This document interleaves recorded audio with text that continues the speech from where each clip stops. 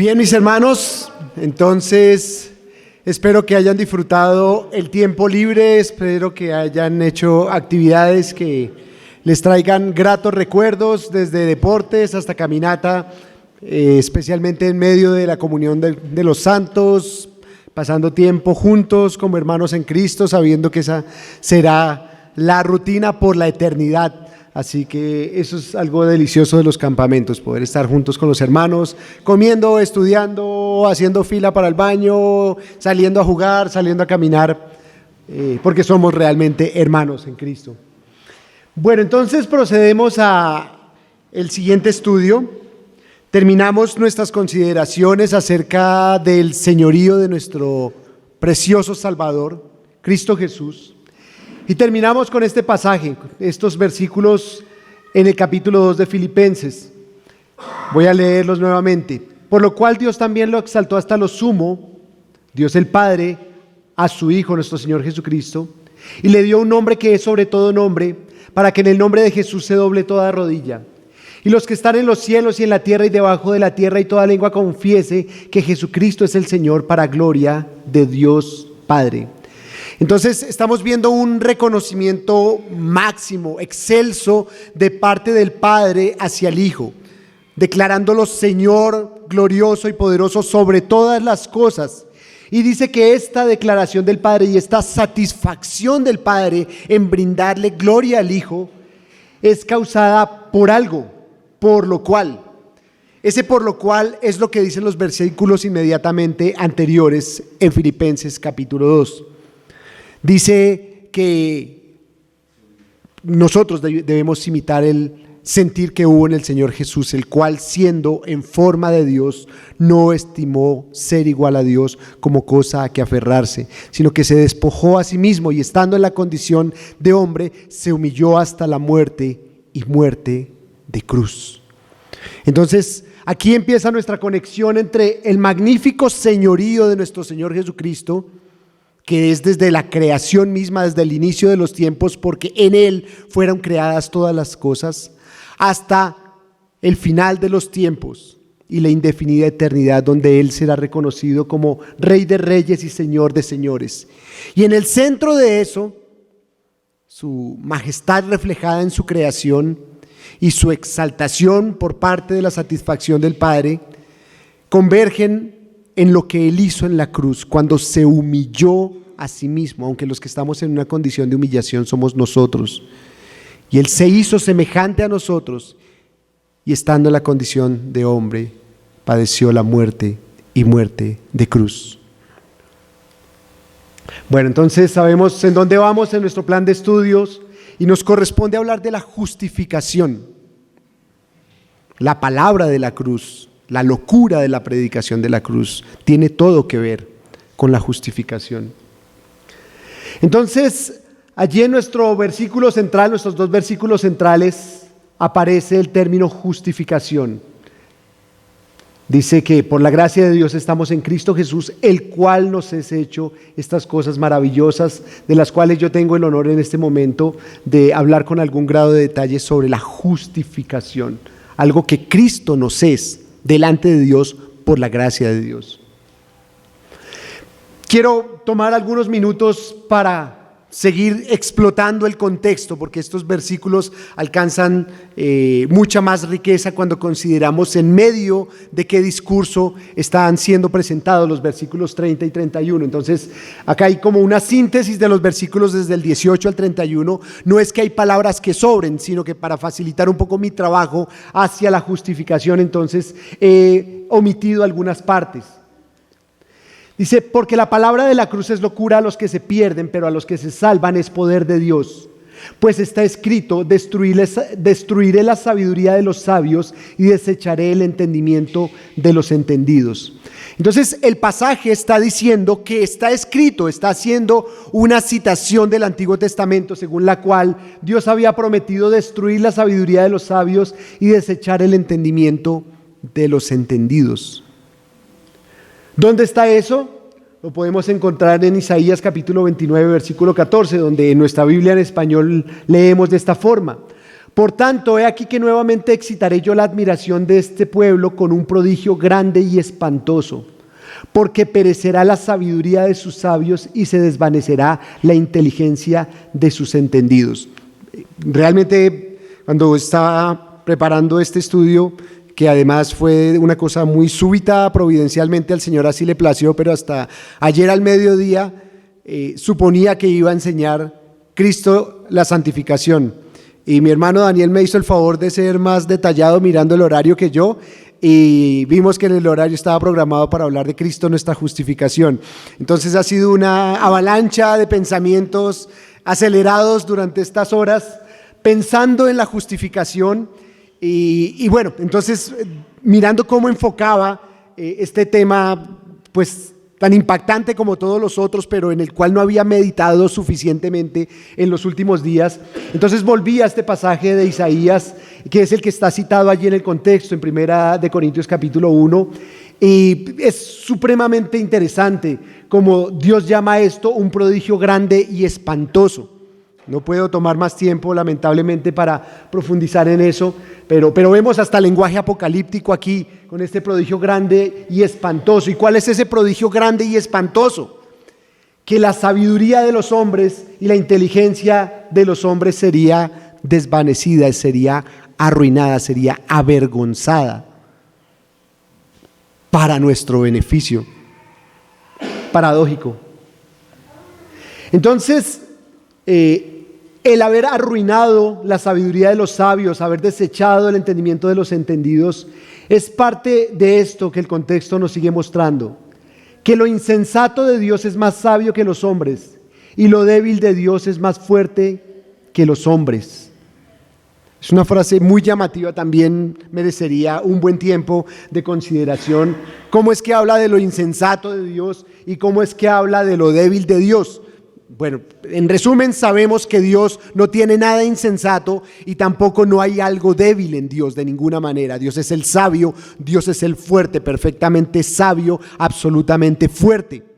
Pero está escrito de esta manera, por un lado un poco irónico, para colocar al hombre en su sitio, por otro lado un poco poético, haciendo una comparación entre lo que en un sentido es incomparable, Dios con el hombre, el creador con su creación. Y entonces, si de alguna manera nosotros nos atreviéramos a establecer algún rango en los atributos de Dios y un rango en las capacidades del hombre, lo más alto del hombre está lejos de lo que esté en la parte inferior de Dios, para quedar claro que no hay ningún tipo de sobrelapamiento, no hay ningún tipo de convergencia, no hay ningún tipo de comunes denominadores entre Dios y el hombre en cuanto a su potencia y grandeza. El hombre es infinitamente superior, cada uno de nosotros es infinitamente inferior a Dios, el todo glorioso y todopoderoso Dios. Entonces, dada esa relación de comparación entre la grandeza de Dios y la bajeza del hombre, un pasaje allí en Isaías 40, uno de tantos, pero Isaías 40 es uno de los pasajes que más me gusta en las Escrituras por la forma en que describe la grandeza de Dios. Por ejemplo, diciendo que las naciones delante de él son como una gota del agua que cae del cubo, y como menudo polvo en las balanzas le son estimadas. He aquí que hace desaparecer las islas como polvo. Entonces, dada esa grandeza insondable e inmarcesible de Dios frente a la bajeza del hombre, se llega a esta conclusión, parcial aquí. Dios demuestra cuán superior es con respecto al hombre, a fin de que nadie se jacte en su presencia. Es decir, para entender estas cosas que se empiezan a describir de manera contundente como conclusión, nosotros necesitamos realmente considerar cuán grande es Dios y cuán pequeño es el hombre.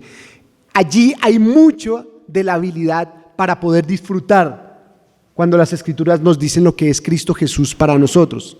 Si nosotros no entendemos, en lenguaje del estudio de ayer, el estado de peligro en que nos encontrábamos, entonces no entendemos lo grande de la salvación de Cristo Jesús.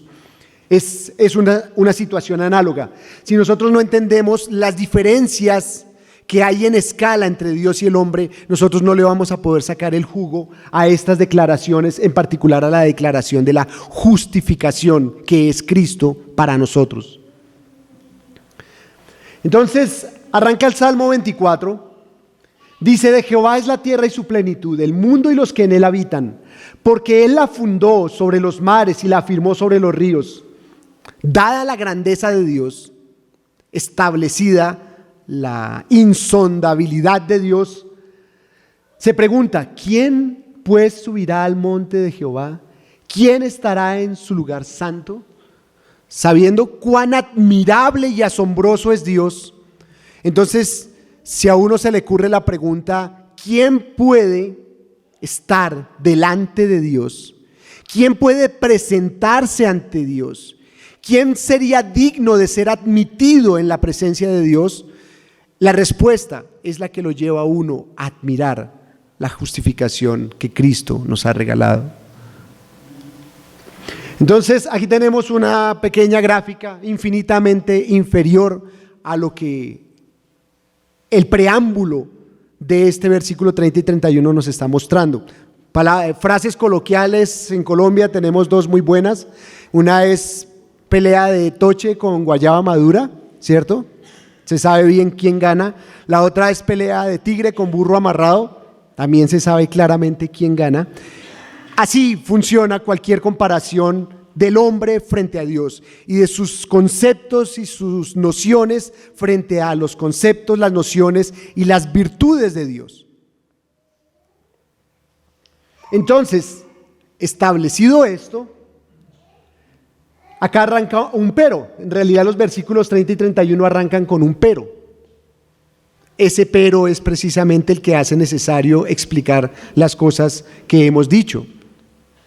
A pesar de la infinita diferencia que hay entre Dios y el hombre, a pesar de la superioridad de Dios frente al hombre, a pesar de la indignidad inherente al ser humano frente a la dignidad de Dios, a pesar de eso, a pesar de que nadie podría jactarse en su presencia porque ni siquiera puede ser admitido en su presencia, entonces nosotros estamos en Cristo Jesús, que nos ha sido hecho por Dios, y venimos a justificación. Entonces, que Cristo, por la gracia de Dios, se ha hecho para nosotros los creyentes genuinos, los que por la obra del Espíritu de Dios estamos en Cristo Jesús, que Él nos haya sido hecho justificación, es un milagro, por decirlo menos. Tampoco tenemos palabras suficientes para explicar lo que significa eso, que Cristo sea nuestra justificación, cuando nosotros somos tan poca cosa delante de Dios, en todo, incluyendo los parámetros de justicia. Palabras claves aquí del idioma en que está escrito el Nuevo Testamento. Entonces, dikaiosune, que quiere decir rectitud, y que le da origen a una familia de palabras. Una de ellas es dike, que quiere decir justicia. La otra es dikaio, que quiere decir declarar justo o hacer recto o correcto. Y dikaios, que quiere decir correcto, adecuado. Aceptable, pero no en el sentido así de regular, porque aceptable en las calificaciones del colegio es como que apenas pasó, ¿cierto? Aceptable en el sentido de que sí puede ser aceptado, de que no es reprobado. Entonces, la palabra que aparece aquí en 1 Corintios 30 es esta.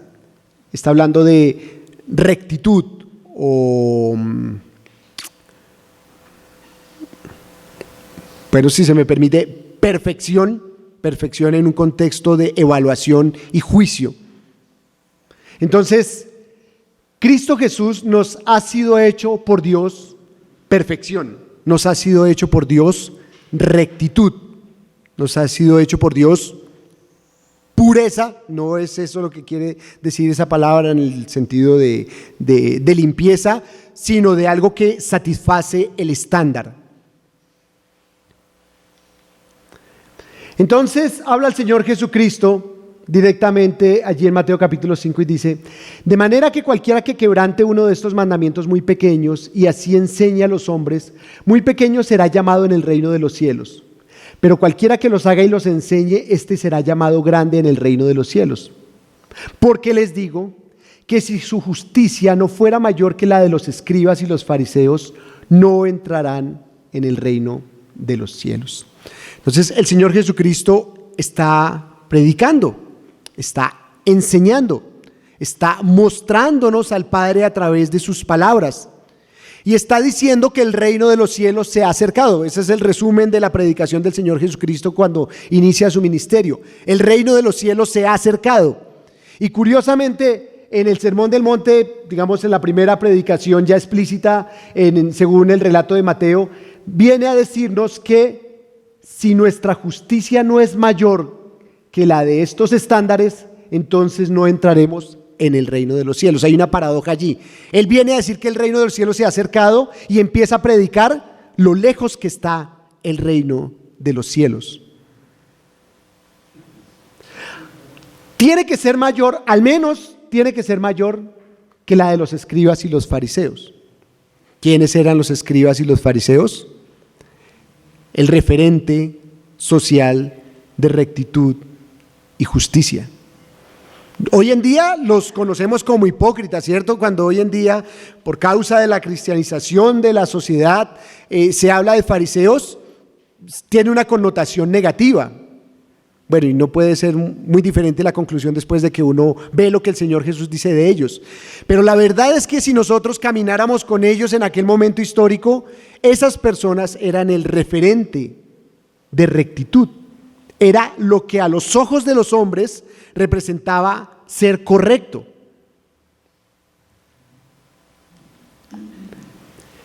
Habla uno de esos fariseos. Lo fue y por la gracia de Dios alcanzó la verdadera justicia. Y él dice lo siguiente, se está describiendo su hoja de vida antes de Cristo. En cuanto a celo perseguidor de la iglesia, cosa que era muy buena según esa rectitud de los hombres, de los líderes religiosos dentro del judaísmo, porque era una manifestación de celo, de amor ardiente por su Dios. En cuanto a la justicia que es en la ley irreprensible, eso para que lo diga un ser humano, eso no es sencillo. Claro, esto es frente a los parámetros humanos. Pero cuantas cosas eran para mi ganancia, las he estimado como pérdida por amor de Cristo. Y ciertamente aún estimo todas las cosas como pérdida por la excelencia del conocimiento de Cristo Jesús, mi Señor, por amor del cual lo he perdido todo y lo tengo por basura para ganar a Cristo y ser hallado en Él, no teniendo mi propia justicia, que es por la ley, sino la que es por la fe de Cristo, la justicia que es de Dios por la fe. Entonces, este hombre, que quizás desde el punto de vista de su comportamiento frente a la sociedad tenía una mejor reputación que cualquiera de nosotros, dice: yo necesité estimar todas estas cosas como pérdida. Yo necesité perderlo todo, esas cosas que eran de tan alta estima, desde la perspectiva vanidosa, orgullosa, superflua del ser humano. Esas cosas las tuve que estimar como basura para encontrar el verdadero tesoro, Cristo. Y estando en Cristo, ya no depender de esa propia justicia que era según la ley, y por lo tanto era una justicia insuficiente, insatisfactoria delante de Dios, sino la justicia que es por la fe de Cristo, la justicia que es de Dios por la fe. Entonces, entre otras cosas, este pasaje nos está haciendo pensar en dos tipos de justicia: la justicia de Dios y la justicia de los hombres. La justicia desde la perspectiva de Dios y la noción de justicia que pueda tener el hombre individual y colectivamente, y se realimenta una con la otra. El colectivo me hace pensar qué es justo y de lo que yo pienso que es justo se alimenta el colectivo. Y esas dos visiones de justicia son absolutamente diferentes. Frente a una, Pablo era un hombre irreprensible, un duro. Frente a la otra, era basura y necesitaba despojarse de ella, olvidarse de ella para poder ser hallado en Cristo. Renunciar completamente a esa noción, a esa autovisión de justicia, de que era justo e irreprensible, para poder ser hallado verdaderamente justo en Cristo por la fe. Entonces volvemos al Salmo 24, pensando en la perspectiva divina de justicia. ¿Quién subirá al monte de Jehová, tan glorioso y sublime Jehová, quien fundó la tierra? De Jehová es la tierra y su plenitud, todos los que en él habitan. ¿Quién puede entrar en su lugar santo? Bueno, la respuesta está allí.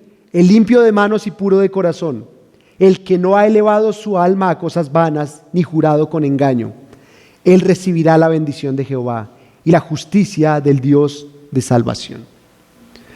Entonces, comprendiendo cuán asombroso es nuestro Dios, nos preguntamos, oiga, ¿y quién entonces es digno de llegar delante de Él?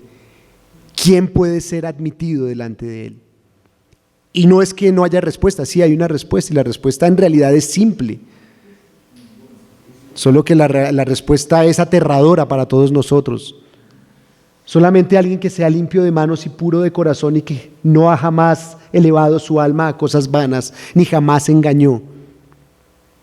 Y entonces sabemos que el único que satisface esos requerimientos, el único digno de ser recibido en la presencia del Padre es Jesucristo,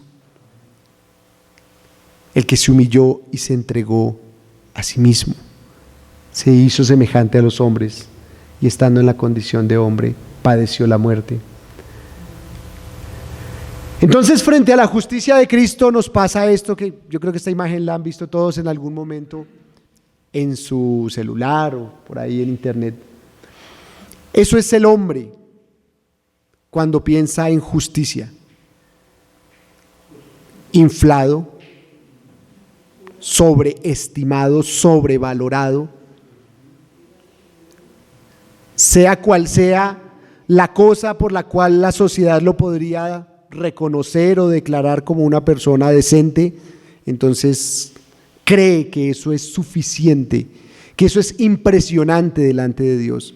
El hombre en su ceguera, el hombre en su ignorancia frente a la ley de Dios, cree que es justo. Puede engañarse de tal manera creyendo que puede ser recibido en la presencia del Señor por sus justicias.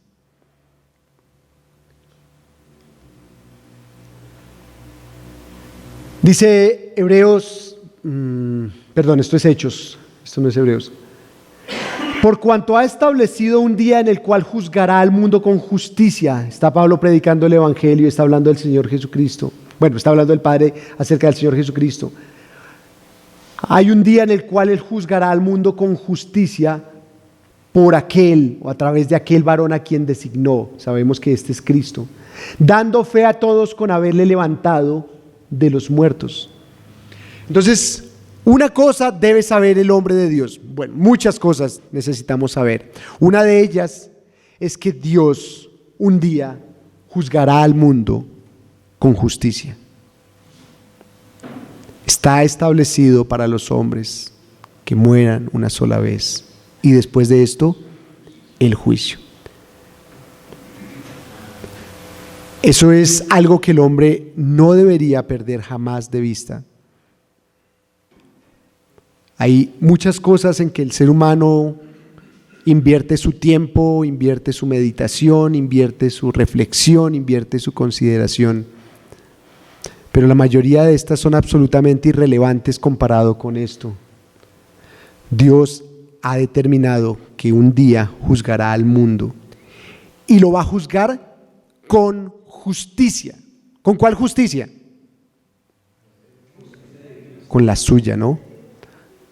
no con esa impresión o percepción de justicia que nosotros podamos tener como seres humanos, que sabemos que es absolutamente errada, distorsionada, deformada. Frente a esta verdad, Dios juzgará al mundo con justicia. Nosotros deberíamos estar aterrados. Todo ser humano en su condición natural, considerando su humanidad, viéndose a sí mismo frente al espejo, en vez de verse grandioso como nos gusta vernos, cuando nos vemos en el espejo realmente lo que somos, entonces llegamos al terror. Porque frente a la justicia de Dios, nosotros, cualquiera de nosotros, no importa quién, estamos perdidos, estamos descalificados, reprobados, destituidos. Entonces es como un atleta que sabe que es imposible cumplir con la meta, cuando considera quién es quien pone las metas y cuál es la envergadura de esas metas. Dice el Señor Jesucristo: ay de ustedes, hipócritas, escribas y fariseos, porque edifican los sepulcros de los profetas y adornan los monumentos de los justos, y dicen: si hubiéramos vivido en los días de nuestros padres, no hubiéramos sido sus cómplices en la sangre de los profetas. Así que dan testimonio contra ustedes mismos de que son hijos de aquellos que mataron a los profetas. Ustedes también llenan la medida de sus padres. Serpientes, generación de víboras, ¿cómo escaparán de la condenación del infierno?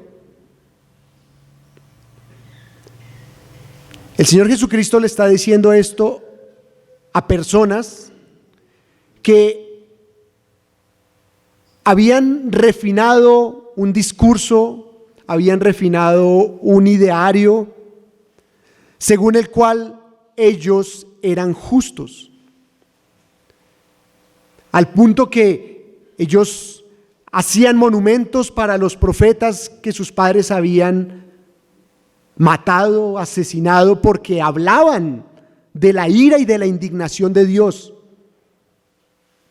Entonces, esas personas, encabezadas por sus líderes, por las personas de influencia de la sociedad en cada una de esas generaciones previas, mataban a los profetas, creyendo que así se libraban del juicio de Dios. Y ahora, en esta generación, estas personas que están escuchando y viendo al Señor Jesucristo sacan pecho diciendo: ay, si hubiéramos sido nosotros no hubiéramos tocado a sus profetas, nosotros les hubiéramos hecho tanto caso, nosotros les hubiéramos obedecido, nosotros los hubiéramos seguido, nosotros habríamos dispuesto nuestro corazón para atender lo que ellos nos decían. Y ellos, que decían que eran tan maravillosos, que hubieran tratado con semejante delicadeza a los profetas, estaban a punto de matar al Hijo de Dios, porque les fastidiaba su discurso contra el pecado y la perversidad. Esa es la justicia del hombre. Ellos son los campeones, exponentes de la justicia del hombre.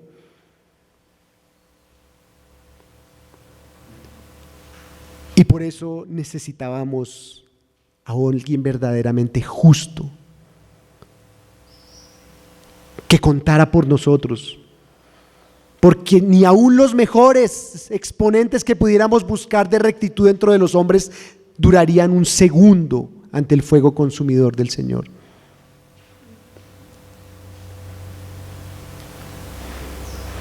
Pregunta al Señor Jesucristo: ¿cómo escaparán de la condenación del infierno? Esto es una pregunta muy seria. Esto no era una pregunta solamente para los fariseos. Cuando alguien piense que eso era asunto y problema de los fariseos y no de nosotros, los cristianizados occidentales del siglo XXI, está en terribles problemas.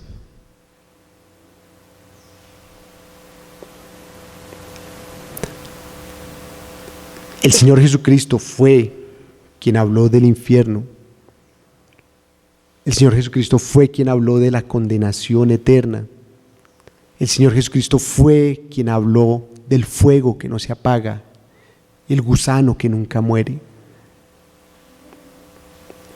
Tenemos que tener los ojos bien abiertos, considerando la profunda hipocresía de la sociedad en medio de la cual estamos, que por ser políticamente correctos dicen que las palabras de Jesús son muy interesantes, que los discursos del Señor Jesús vale la pena ponerles atención porque hablan del amor y hablan de las actitudes chéveres, pero a la vez dicen que el infierno es un cuento anacrónico medieval que como sociedad afortunadamente ya hemos superado.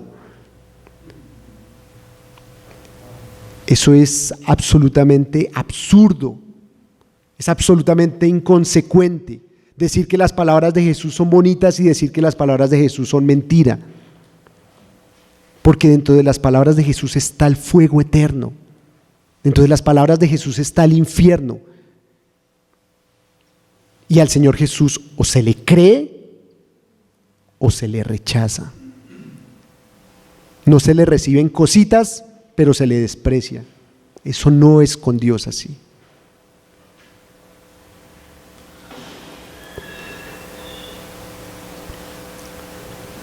Bueno, había tantísimos pasajes que valía la pena citar, pero tocaba escoger algunos. Entonces, tomemos unos minutos para pensar en Isaías 53. Porque aún no hemos descrito suficientemente, en realidad no lo vamos a hacer durante nuestro tiempo en esta tierra, cómo fue que Cristo se hizo nuestra justicia para aquellos que estamos en Él. Para aquellos que reconocemos nuestra absoluta indignidad e incapacidad y sabemos que la única forma de no ser consumidos delante de Dios es escudados en Cristo, resguardados en Cristo, abrigados en Cristo. ¿Cómo fue posible eso? Que Cristo se convirtiera en nuestra arca, que Cristo se convirtiera en nuestro refugio.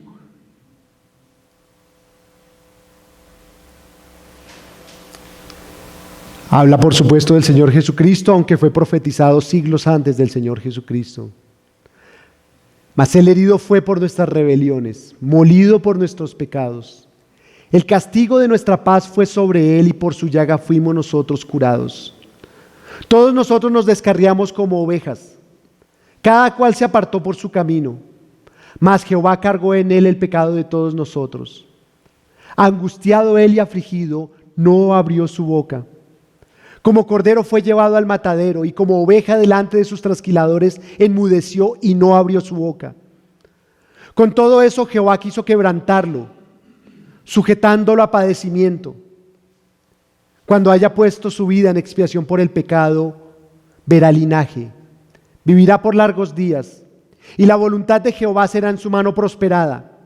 Verá el fruto de la aflicción de su alma y quedará satisfecho. Por su conocimiento justificará mi siervo justo a muchos y llevará las iniquidades de ellos.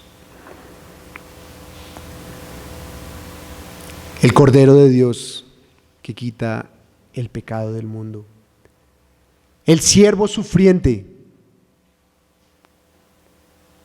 el dulos supremo, el Señor esclavizado.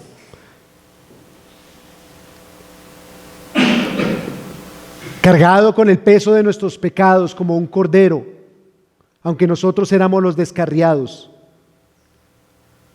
Él fue herido por nuestras rebeliones. Él fue molido por nuestros pecados. Él pagó el precio de que nosotros pudiéramos tener paz para con Dios. Justificados pues por la fe, tenemos paz para con Dios por medio de Jesucristo, nuestro Señor. La única forma posible de que el mortal, pecador, transgresor, pudiese tener paz con un santo Dios, que alguien pagara ese castigo. El castigo de nuestra paz fue sobre Él. Fue llevado al matadero como un cordero, Como una oveja delante de sus trasquiladores se enmudeció y no abrió su boca.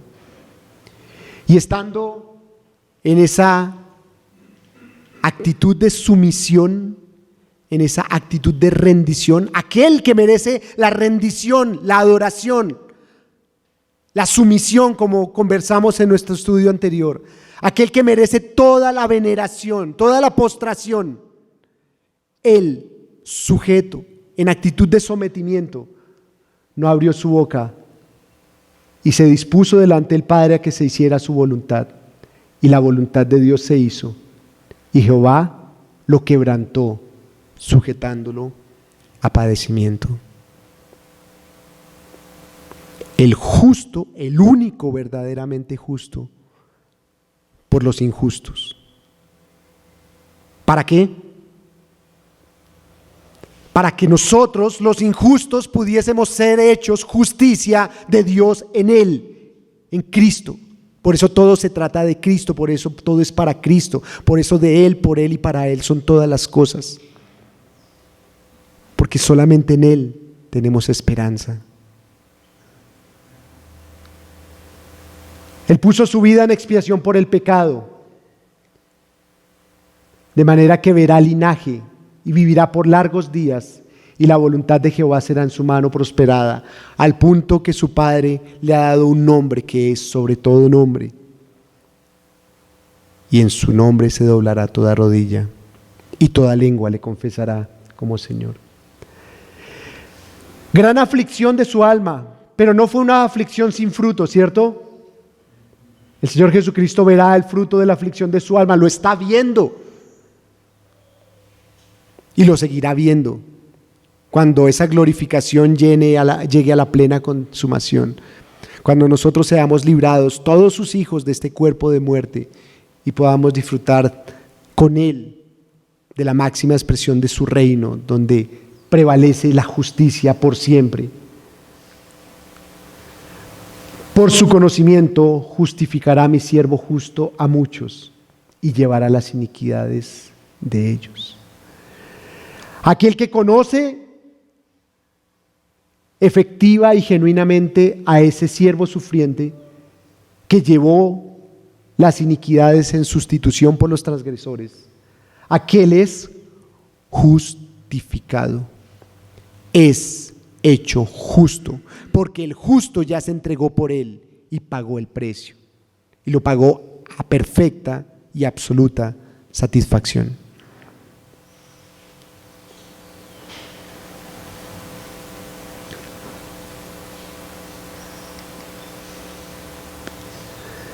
Dice las Escrituras en Romanos capítulo 3, acerca de Jesucristo, a quien Dios puso como propiciación por medio de la fe en su sangre para manifestar su justicia, a causa de haber pasado por alto en su paciencia los pecados pasados, con la mira de manifestar en este tiempo su justicia, a fin de que Él sea el justo y el que justifica al que es de la fe de Jesús. ¿Dónde pues está la jactancia? Queda excluida. ¿Por cuál ley? ¿Por la del actuar humano? Pues de ninguna manera. Sabemos que el actuar humano está salpicado de maldad, de oscuridad, de perversión. La ley de Dios perfecta, el intento del ser humano por cumplir la ley de Dios, siempre insuficiente. No, queda excluida por la ley de la fe. ¿Qué queda excluida? La jactancia. Tenemos una frase muy similar allí en el pasaje de 1 Corintios capítulo 1, ¿no? A fin de que nadie se jacte en su presencia. Porque la jactancia es algo que aborrece el Señor. Faltaba más que alguien pudiese llegar en su presencia sin merecerlo y además a hacer algo que Dios aborrece, que es jactarse. De ninguna manera, no puede ser. Nadie estará con el pecho inflado delante del trono de Dios. Nadie. Por ninguna razón, bajo ninguna circunstancia. Porque toda jactancia es mala.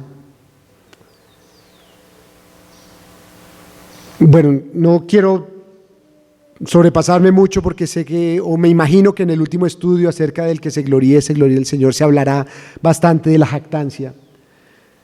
No obstante, quisiera tomar algunos segundos para aprovechar esta conexión que hay aquí entre su justicia, cómo la justicia de Dios se ha diseñado para que el único y verdaderamente justo, el Señor Jesucristo, sea exaltado, reconocido, adorado en verdad, en espíritu y en verdad. Él es el único que tiene la capacidad de justificar, y justifica a los que son de la fe de Jesús, a los que realmente tienen su fe en Jesús. De manera que una fe en Jesús es una fe que no puede tener jactancia alguna, en ningún punto del entendimiento del Evangelio. En ninguna dimensión, en ninguna medida puede haber jactancia, porque la justicia de Dios está precisamente diseñada para que no haya jactancia, para que no haya vanidad alguna, para que no haya posibilidad de que el ser humano reclame mérito alguno. Y Dios se asegura de eso. Y se asegura porque sabe cómo es el corazón oscuro de cada uno de nosotros. A nosotros nos encanta jactarnos, así sea soterradamente. Nosotros podemos construir un discurso 99% cristiano para jactarnos en el último 1%, simplemente para empaquetar lo que nosotros queremos decir de nosotros mismos, lo que nosotros queremos sentir de nosotros mismos, lo que nosotros queremos pensar de nosotros mismos. Pero la justicia de Dios está para la humillación del ser humano, no para la jactancia. Y la humillación es incómoda, pero Dios no diseñó su justicia para que el ser humano se sienta cómodo en su vana condición actual. La diseñó para que haya fruto de gloria para su nombre, y ese fruto se obtiene a través de la humillación.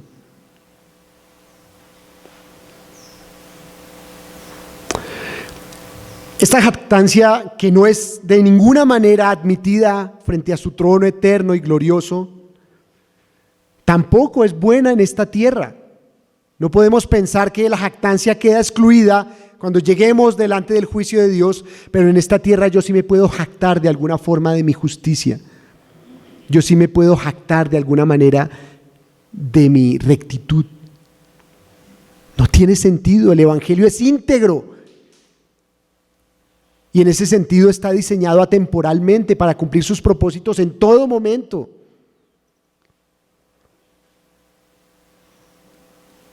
Cuando el cristiano justifica su pecado, cuando el cristiano defiende su pecado, cuando el cristiano argumenta acerca de su pecado, está cayendo en una horrible jactancia. No está haciendo todo a lo que nos llevan este pasaje de 1 Corintios capítulo 1. De manera que nadie se jacte en su presencia. ¿Es que acaso la presencia de Dios es solamente para cuando nos muramos?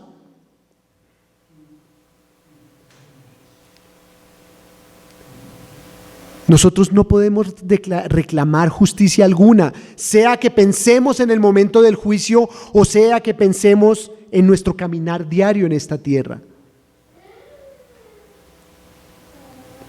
Algo que limita grandemente el crecimiento del creyente, algo que resulta ser un obstáculo enorme para que el creyente siga madurando sin detenerse, es esa falsa, engañosa sensación de justicia. No, es que yo, como ya entiendo el Evangelio hace 10 años, hace 20 años, yo ya me las sé todas. Y entonces yo hago esto porque, pues sí, ahí algún argumento me invento, en últimas es porque se me da la gana.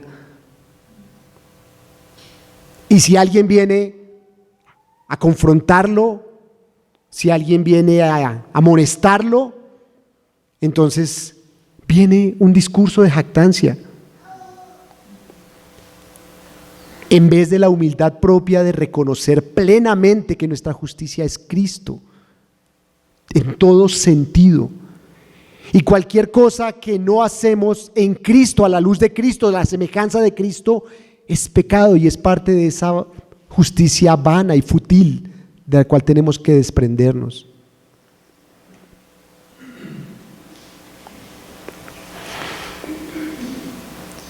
Quisiera terminar con este pasaje porque pienso que conecta el concepto de justicia y de justificación precisamente con nuestro andar diario.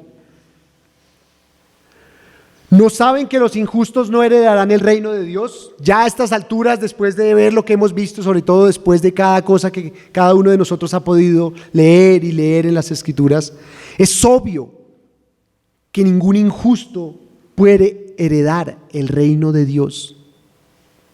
No hay cabida para la injusticia ante los santos ojos de Dios. Pero es muy interesante cómo desarrolla el pensamiento ahora. Esto es una declaración, digamos, teológica con la cual toda persona que ha sido expuesta de una u otra forma al Evangelio fácilmente está de acuerdo. Sí, claro, no. Dios es santo, no acepta la injusticia, no acepta a los injustos.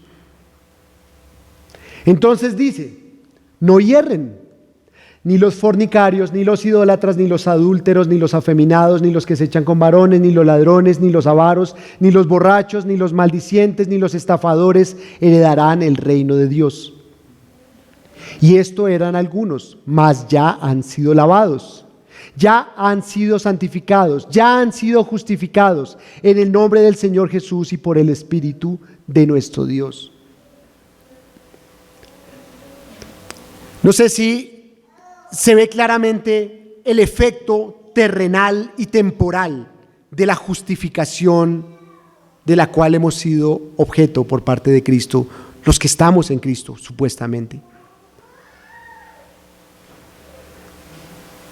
Como no somos injustos, entonces no somos ninguna de estas cosas, que además no es una lista exhaustiva, porque uno podría acumular diferentes listas del Nuevo Testamento y queda mucho más larga, donde entran las iras, los enojos, cosas así que nosotros en nuestra justicia, en nuestra perversa y depravada noción de justicia creemos que no son tan graves.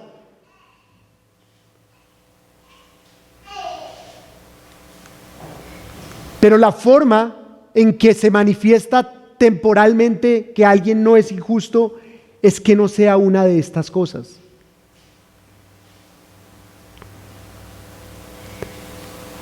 El creyente genuino, el que verdaderamente disfruta de justicia en Cristo, no es ninguna de estas cosas.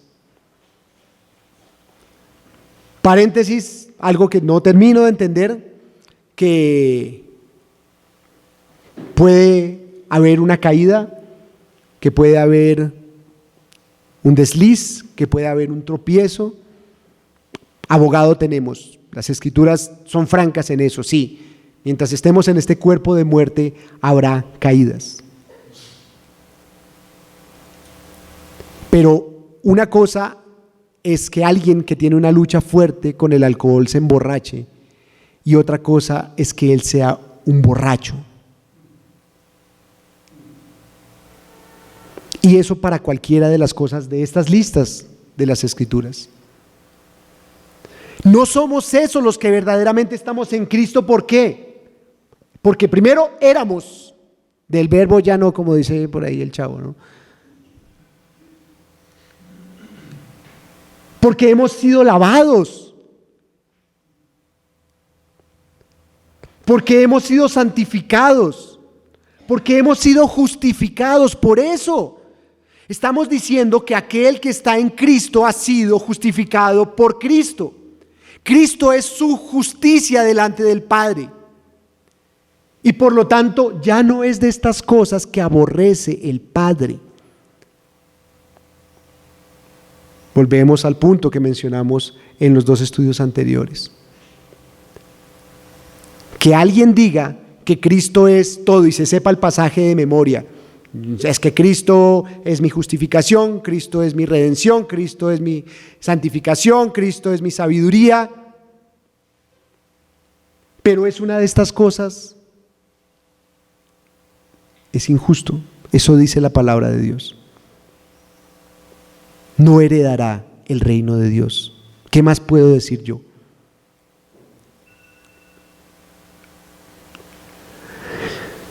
Hermanos,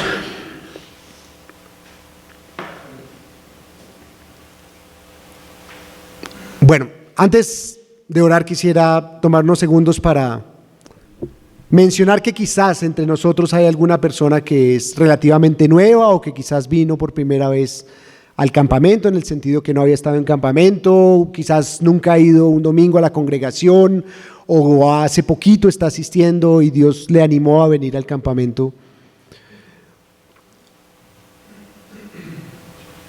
Nosotros predicamos a Cristo como nuestra justicia e invitamos a todo aquel que nos escucha a que renuncie a su pérfida, falsa noción de justicia, a su consideración de que podría de pronto llegar a ser bien librado frente al santo trono de Dios cuando le corresponda el juicio. Ese es un terrible engaño. Si tú crees que no eres tan malo, si tú crees que tienes algún chance en tus esfuerzos y méritos frente al santo trono de Dios cuando estés en el juicio, no hay otra sentencia posible para ti que el infierno por siempre. Esa es la palabra de la cruz. Y esa es la palabra de la cruz que a muchos les parece locura, porque por supuesto no es del agrado del vanidoso corazón del ser humano. Que nadie satisfaga en sus propias fuerzas el estándar de Dios, eso es humillante, pero esa es la palabra de la cruz.